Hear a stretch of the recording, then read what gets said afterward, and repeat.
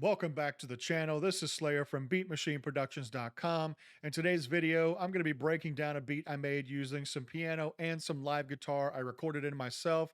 So before we get into that, make sure that you like and subscribe if you haven't done so already. It really helps our channel grow. And with that being said, let's get right into it.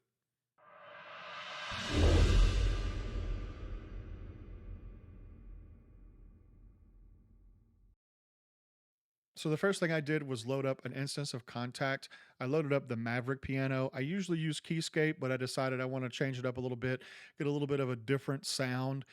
So the piano in here it's like very roomy. It's got like this real nice ambience to it. So once I found a piano that I liked, I found a key. I ended up going with A minor, which you can see here. And I really am just going back and forth between two chords. So it's A minor and then F major. And so I added some extended tones as well. And you could see here that really this is mostly just chord tones on each of these two chords. And then I just added a few changing tones in between each chord change just to give it more movement and more variety. So this is what it sounds like by itself.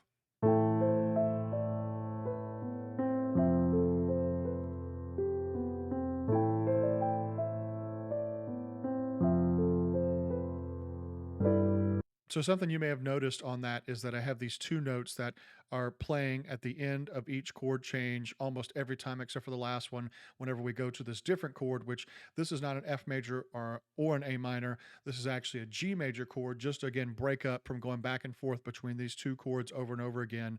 But this right here, these two notes, kind of gives the ear something to grab onto that's familiar each time. So it kind of gives this nice little melodic idea. And then all the other notes here that are not chord tones, again, are just kind of breaking it up, giving some motion and some movement as we change from chord to chord. So once I finished with the piano, I did go to Keyscape after all, because how could I not use it? Because it's got some great sounds. I didn't use a piano, but I went to the uh, electric pianos and I found electric harpsichord, the retro preset. I didn't change anything as far as the parameters other than I turned up the velocity sensitivity here, and that just helps give more of a detailed sound whenever you go in and start manipulating the velocity of each note. It really adds some nice detail. And as far as effects that I put on here, I put an EQ, cut out some of the highs and a lot of the lows, although it didn't have a lot of lows to begin with. Some RC20, and I went to the magnitude transition 2. Again, cut out lots of lows, lots of highs, had some noise, a little bit of distortion, and a lot of space. And then finally, I put on a plugin that's a free plugin if you want to check it out, called Wider. And that just kind of opens the sound up as far as the stereo image is concerned. And so it adds a nice sound to it. So this is what the harpsichord sounds like with all those effects on it.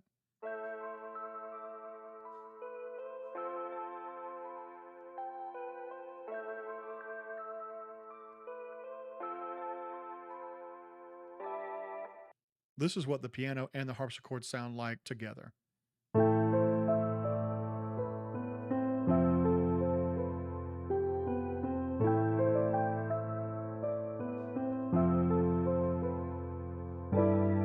So as I said in the intro, I actually recorded some guitar on this as well. I just used this old beat up guitar that I have. It's an acoustic. I put it right up to this microphone that I'm using right now, and I just recorded enough takes to where I could pull it together, fix any timing issues, and then it adds this organic feel to the track. So this is what the guitar sounds like with zero effects.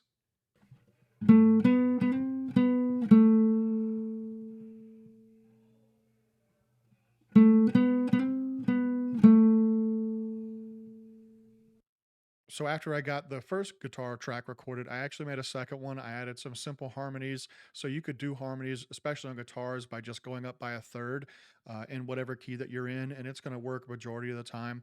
So I took the first guitar track and I panned that one direction, and then I recorded this one knowing that I was going to record this and pan it to the other direction, just again to add to the stereo image of the track. So this is what the second guitar sounds like with no effects as well.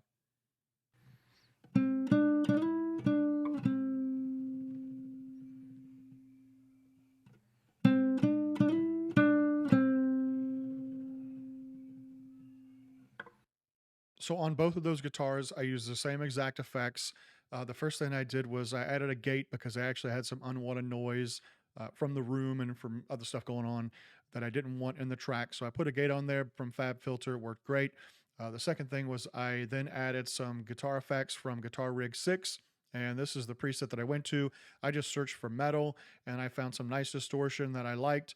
I didn't change anything about the preset other than just turning it on and then moving on to the next effect, which actually was RC20. So on RC20, I used the magnitude transition 1. I did change a few of the parameters a little bit, turned off the noise, boosted up the wobble, some distortion, and then some space. You could see I have some EQ to cut out a lot of the low end because I knew this was going to be in the side of the track, panned hard left and right. So I didn't want to have a lot of unnecessary low end there. And then finally, just again, another EQ, cutting out a lot of the low end. I found a couple of frequencies that were kind of popping out that I didn't care for. Again, because I didn't plug in the guitar and it was recorded from a microphone going up to where the strings were, where they meet the body. I did have some sounds I didn't care for that I didn't want. If I'd have plugged in, it would have been better, but I went with this because it's all I had. But it still worked out great. So this is what it sounds like with those effects on that same guitar that I played earlier.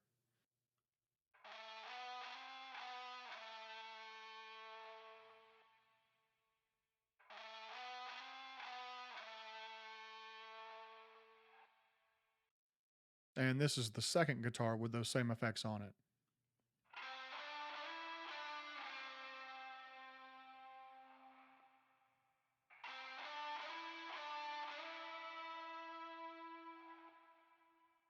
So this is what the two guitars sound like together.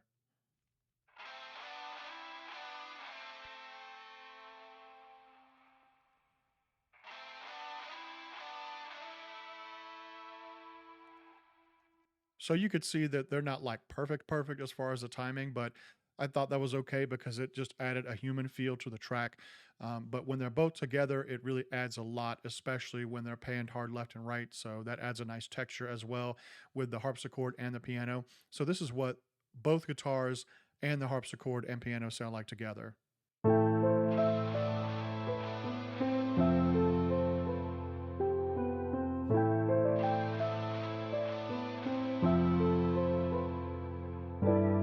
So once I finished with the guitar parts, I added an 808 next.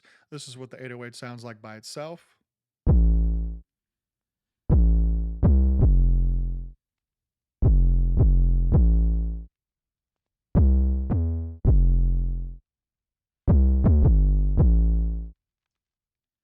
So you can see it's not anything crazy. I especially kept the first half of this pretty straightforward and simple. And then that way it gave me some room to change it up the second time through. So when I started with the drums, I actually found a percussion loop that got everything grooving and got a vibe going. This is from the Simon Servita CDK4 drum kit. And this is what it sounds like with no effects on it.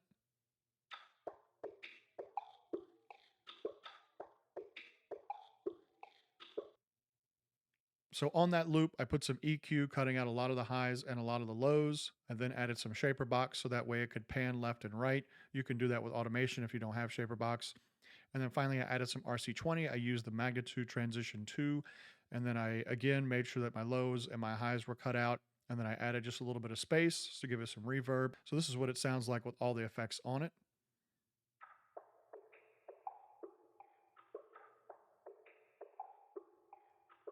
So you could see it's more of a subtle thing that's felt more than heard, but I just wanted to have that texture going whenever the track was playing, so that way it could just have just nice little ear candy going on throughout the beat.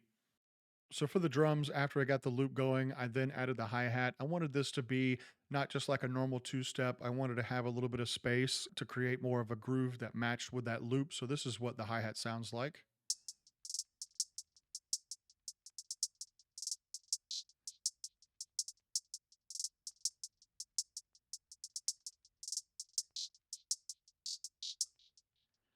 So you could see I switched up the ending here on the second half again for variety. And I played around a lot with the velocity again, just to add to that groove. So if your hi-hats are just staying at one velocity the entire time, that can work sometimes, but it can really add to the entire pocket and groove of what's going on when you play with those velocities and put those in there tastefully so that some notes are more tucked and felt instead of just being like in your face at all times. So once I finished with the hi-hat, I mean, I added a rim, a kick, a snare, an open hat, and a clap. I didn't do anything so crazy with any of those patterns that I feel like I need to go through them individually. So this is what all the drums sound like together.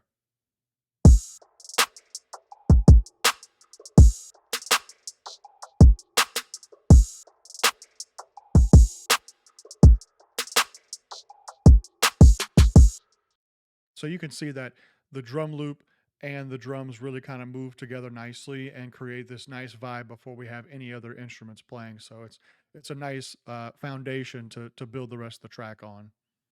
So once I finished with the drums, I was pretty much done with the beat, but I wanted to add something to help with the intro and with the bridge. So I went in and found a fretless bass in Flex. So if you have FL Studio, depending on which version you have, you already have Flex, and that's a great plugin with some great sounds that you could use. So if you haven't been using that, definitely check it out.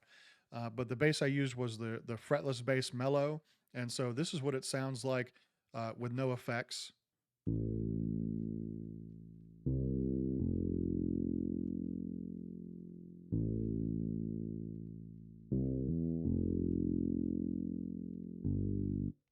So you can hear it is real simple, straightforward, even simpler than the 808 that I had. And I did that on purpose because I wanted this again to just kind of build up to the drop of when the drums and the 808 come in.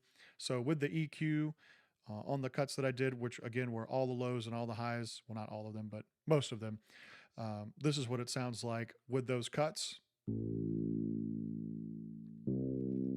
So not a huge difference, but I wanted this to layer in nicely with the guitars and the pianos, so that way all the low end comes in with the 808.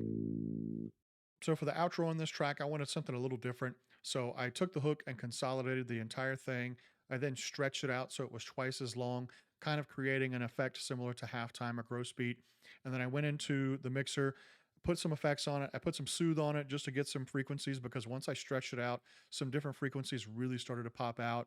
And then I put some EQ, which basically just cut a lot of the low end and again hit some of those frequencies, especially the mid frequencies with like the snare drum and the clap, because those are really punching out in an ugly way. Then I added some reverb. After the reverb, I added some ozone imager, and then I added some dynamic EQ just again to pull down the problematic frequencies because of stretching it out twice as long. So this is what it sounds like with all those effects.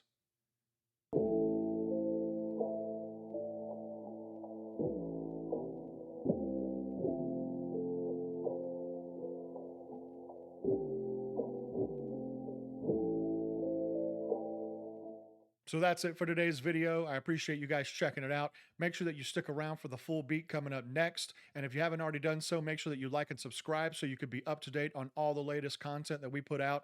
Appreciate you guys. We'll see you in the next one.